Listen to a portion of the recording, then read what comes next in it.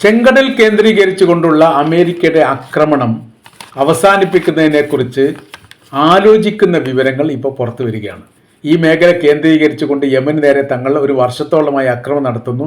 എന്നാൽ കൃത്യമായ രീതിയിൽ ഒരു വിജയം ഉണ്ടാക്കാൻ വേണ്ടി തങ്ങൾക്ക് സാധിച്ചിട്ടില്ല എന്നതിനാൽ ഈ മേഖലയിൽ നിന്ന് ഒരുപക്ഷെ പിന്മാറുകയോ അല്ലെങ്കിൽ ശാന്തമായ രീതിയിൽ തൽക്കാലത്തേക്ക് ആക്രമണം നിർത്തിവെക്കുന്ന പ്രവർത്തനമോ ചെയ്യാൻ സാധ്യതയുണ്ട് എന്ന് അൽ ജസീറയെ ഉദ്ദേശിച്ചുകൊണ്ട് പ്രസ് TV റിപ്പോർട്ട് ചെയ്യുന്നു. അവർ പറയുന്ന കാര്യം ഇങ്ങനെയാണ്: തങ്ങൾ കൃത്യമായിരിക്കുന്ന ലക്ഷ്യം കണ്ടുകൊണ്ട് ആക്രമിക്കുകയും ഈ മേഖല സുരക്ഷിതമാക്കുകയും അന്താരാഷ്ട്ര പാതയോടനുബന്ധിച്ച് തന്നെ ചെങ്കടലിൻ്റെ പാത തങ്ങൾ സ്വതന്ത്രമായ രീതിയിൽ ഒരുക്കുകയും ചെയ്യാനായിരുന്നു തീരുമാനിച്ചത്.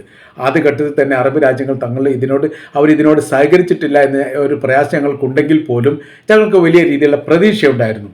മേഖല കേന്ദ്രീകരിച്ചുകൊണ്ട് എന്തെങ്കിലുമൊക്കെ പ്രവർത്തനങ്ങൾ ചെയ്യാൻ വേണ്ടി സാധിക്കും എന്ന തരത്തിൽ.